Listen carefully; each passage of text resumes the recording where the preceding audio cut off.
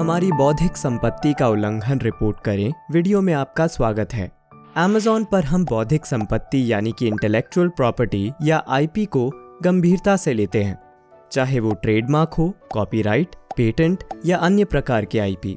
हम ओनर्स के अधिकारों की सुरक्षा के लिए समर्पित हैं ताकि सेलर्स विश्वास से बेच सकें और कस्टमर्स Amazon स्टोर में विश्वास के साथ खरीद सकें। IP उल्लंघन से निपटने के लिए हम 2 रिपोर्टिंग फॉर्म प्रदान करते हैं। उल्लंघन की रिपोर्ट करें और उल्लंघन के बारे में रिपोर्ट करें। ये फॉर्म ये सुनिश्चित करने में मदद करते हैं कि सभी राइट ओनर्स Amazon को सूचित कर सकते हैं जब उन्हें संदेह हो कि Amazon स्टोर में उनके IP का उल्लंघन किया जा रहा है। आइए अब देखते हैं उल्लंघन की रिपोर्ट करें और उल्लंघन के बारे में रिपोर्ट करें का उपयोग कौन कर सकता है। साथ ही Amazon को रिपोर्ट सबमिट करने के लिए स्टेप्स शुरू करने से पहले ध्यान दें कि इस वीडियो में कानूनी सलाह शामिल नहीं है और ये केवल भारत के Amazon.in में IP रिपोर्ट्स और उल्लंघनों के लिए है। अगर आपको अपने IP अधिकारों या दूसरों के अधिकारों के बारे में कोई प्रश्न है तो आपको स्थानीय IP अटॉर्नी से परामर्श करना चाहिए। ये भी याद रखें कि EIP रिपोर्टिंग फॉर्म का उपयोग केवल राइट ओनर्स या एजेंट्स राइट्स ओनर की अनुमति के साथ कर सकते हैं। हम किसी और के द्वारा सबमिट की गई रिपोर्ट को प्रोसेस नहीं कर सकते। इसके अलावा उल्लंघन के बारे में रिपोर्ट करें तक किसी भी Amazon सेलर, वेंडर या कस्टमर अकाउंट में साइन इन करके पहुंचा जा सकता है, जबकि उल्लंघन की रिपोर्ट करें केवल Amazon ब्रांड रजिस्ट्री अकाउंट में साइन इन करने के बाद वहीं पहुंच सकते हैं जिन्हें राइट्स ओनर या रजिस्टर्ड एजेंट की भूमिका दी गई हो। वे दोनों भूमिकाओं पर अपने ब्रांड रजिस्ट्री खाते से सीधे सुरक्षित रखें पर क्लिक करके टूल तक पहुंच सकते हैं। उसके बाद वे उल्लंघन की रिपोर्ट करें पर क्लिक कर सकते हैं यदि वे सेलर सेंट्रल के माध्यम से नेविगेट नहीं करना पसंद करते। अगर आप किसी नामांकित ब्रांड के लिए राइट्स ओनर या रजिस्टर्ड एजेंट हैं और अभी तक आपको उचित भूमिका नहीं सौंपी गई है तो असाइनमेंट का अनुरोध करने के लिए अपने Amazon ब्रांड रजिस्ट्री एडमिनिस्ट्रेटर से संपर्क करें। उल्लंघन की रिपोर्ट करें और उल्लंघन के बारे में रिपोर्ट करें। दोनों को सेलर सेंट्रल में एक ही स्थान से एक्सेस किया जा सकता है। मेन मेन्यू से परफॉर्मेंस पर क्लिक करें, अकाउंट हेल्थ पर क्लिक करें और फिर उल्लंघन की रिपोर्ट करें। आपको मेन्यू में विकल्पों की एक श्रृंखला दिखाई देगी। इनमें से ज्यादातर विकल्पों का इस्तेमाल IP उल्लंघन के बजाय Amazon पॉलिसी के दुरुपयोग की रिपोर्ट करने के लिए किया जाता है। उदाहरण के लिए एक सेलर प्रोडक्ट डिटेल पेज पर दी गई जानकारी से अलग स्थिति में बेचे गए प्रोडक्ट को रिपोर्ट करना चाहता है, या एक ग्राहक समीक्षा जिसमें सेलर की व्यक्तिगत रूप से पहचान योग्य जानकारी शामिल हो। लेकिन आपको पहले विकल्प बौद्धिक संपत्ति, कॉपीराइट, ट्रेडमार्क, पेटेंट का उल्लंघन पर क्लिक करना होगा। उल्लंघन के बारे में रिपोर्ट करें और उल्लंघन की रिपोर्ट करें के लिंक्स तक पहुंचने के लिए ध्यान दें, Amazon प्रोडक्ट के अनऑथराइज्ड डिस्ट्रीब्यूशन से जुड़े मामलों को एड्रेस नहीं कर सकता। अगर कोई थर्ड पार्टी आपके प्रोडक्ट को बिना अनुमति के डिस्ट्रीब्यूट कर रही है तो उनसे सीधे संपर्क करें। आइए उल्लंघन की रिपोर्ट करें का उपयोग करने के स्टेप्स देखते हैं।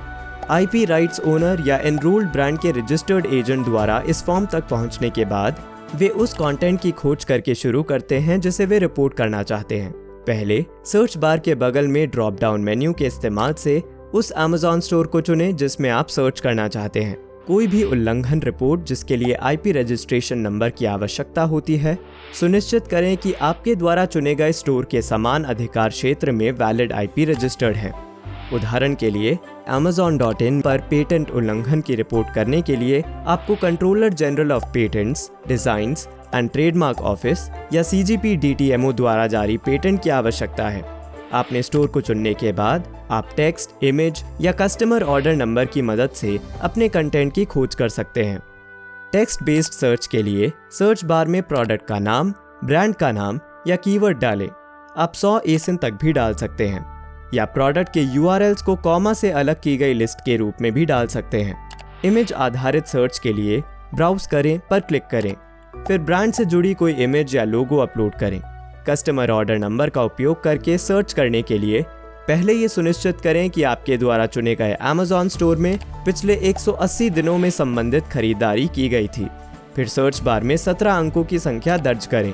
अपनी सर्च के बाद आप एक या एक से ज़्यादा कंटेंट पीसेस जिनमें IP उल्लंघन की संभावना है उनको रिपोर्ट करने के लिए चुन सकते हैं। हर एक ASIN के आगे बॉक्स को चेक करें। अगर आप संपूर्ण ASIN चाहते हैं और उसके प्रोडक्ट से जुड़े हुए सभी ऑफर जो कि प्रोडक्ट डिटेल पेज पर हैं, आईपी उल्लंघनों के लिए रिव्यू किए जाएंगे। प्रोडक्ट वेरिएशंस के लिए एसिन्स को देखने और चुनने के लिए आप पेरेंट एसिन के अंतर्गत एक्सपैंडर को क्लिक कर सकते हैं। आप पूरे एसिन का चयन कर सकते हैं अगर, उदाहरण के लिए, आप किसी ऐसे प्रोडक्ट डिटेल पेज को रिपोर्ट करना चाहते हैं जिसमें नकली प्रोडक्ट हो। सुनिश्चित करें कि आप एसिन के बगल में स्थित बॉक्स को चेक ना करें।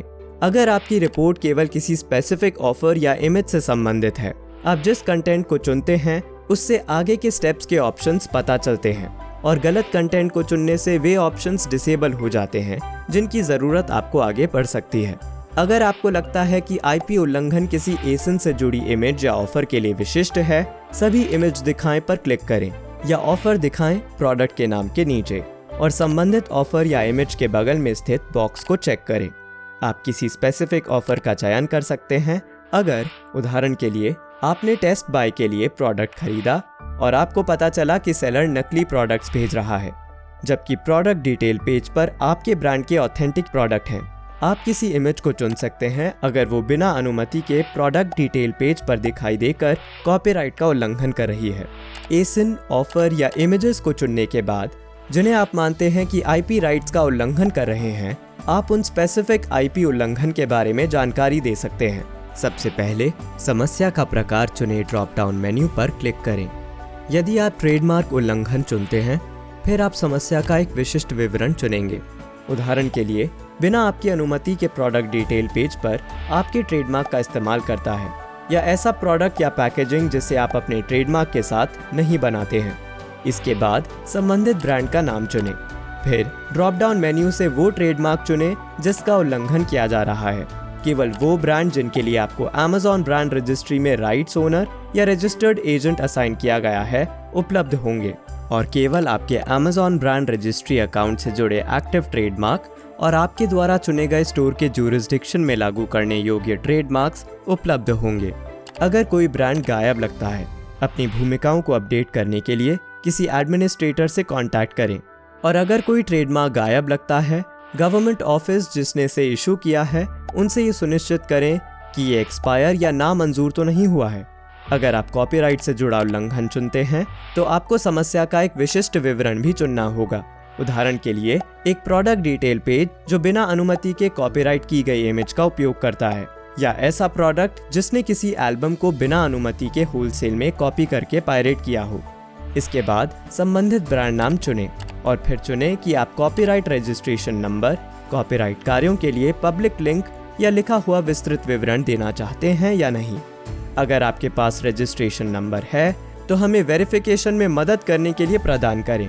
अगर आप पेटेंट से जुड़ा उल्लंघन चुनते हैं तो ट्रेडमार्क या कॉपीराइट की तरह आप यहाँ भी विशिष्ट विवरण चुनेंगे।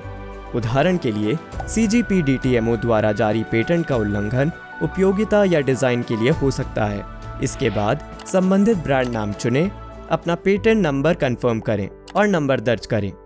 यूटिलिटी पेटेंट के उल्लंघन का पता लगने पर अगर आपके पास अदालत का ऑर्डर या एक इंटरनेशनल ट्रेड कमीशन का ऑर्डर भी है तो उचित चयन करें और दिखाई देने वाले नए फील्ड्स में अपनी जानकारी डालें।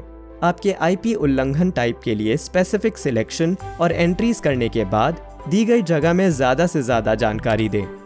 जितनी ज़्यादा पूरी और सटीक जानकारी आप देते हैं, उतनी ही तेज़ी से हम आपकी रिपोर्ट को प्रोसेस कर सकते हैं। यहाँ सुनिश्चित करें कि आप एक ही टाइप के आईपी उल्लंघन के बारे में रिपोर्ट सबमिट कर रहे हैं।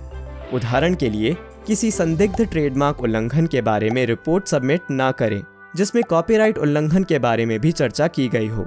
आप ऐसी रिपोर्ट भी सबमिट नहीं करना चाहते हैं जो कई ट्रेडमार्क, कॉपीराइट या पेटेंट नंबरों का संदर्भ देती हो। अंत में, आईपी राइट्स ओनर्स या एजेंट के रूप में अपने कॉन्टैक्ट की जानकारी डालें। अगर आपके द्वारा रिपोर्ट किया गया उल्लंघन कंफर्म किया जाता है, प्रश्नों के लिए हम जिम्मेदार सेलर्स को मामले की जानकारी देंगे। Amazon को अपनी रिपोर्ट भेजने के लिए सबमिट करें बटन पर क्लिक करें। अगर आपको Amazon ब्रांड रजिस्ट्री में एनरोल्ड ब्रांड के लिए आईपी के बारे में कोई अतिरिक्त रिपोर्ट सबमिट करनी है तो आप फिर से उल्लंघन की रिपोर्ट करें का उपयोग कर सकते हैं। किसी रिपोर्ट के स्टेटस को मॉनिटर करने के लिए आप मेन मेन्यू से मॉनिटर करें, फिर पहले के सबमिशन पर भी क्लिक कर सकते हैं। अगर आपको किसी रिपोर्ट को वापस लेना है या आगे बढ़ाना है तो पहले के सबमिशन पेज में लिंक शामिल है।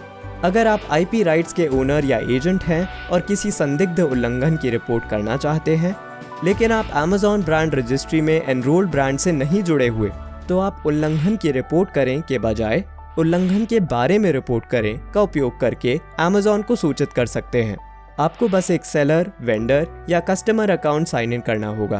आप वही स्टेप्स ही पूरा करेंगे जो हमने अभी देखे हैं। हमेशा की तरह ध्यान रखें कि आपके द्वारा दी जाने वाली जानकारी जितनी सटीक होगी, उतनी ही तेजी से हम सहायता कर सकेंगे। किसी भी फॉर्म का उपयोग करके रिपोर्ट सबमिट करने के बाद हम संदिग्ध सामग्री को तुरंत रिव्यू करते हैं। जब आईपी उल्लंघन कंफर्म किया जाता है, हम Amazon स्टोर से कंटेंट को हटाते हैं और उचित रूप से जिम्मेदार सेलर के साथ कार्रवाई करते हैं। गोपनीयता कारणों से हम सेलर्स के साथ की गई कार्रवाई की डिटेल्स को शेयर नहीं करते हैं, अगर वे प्रकृति में सार्वजनिक नहीं हैं।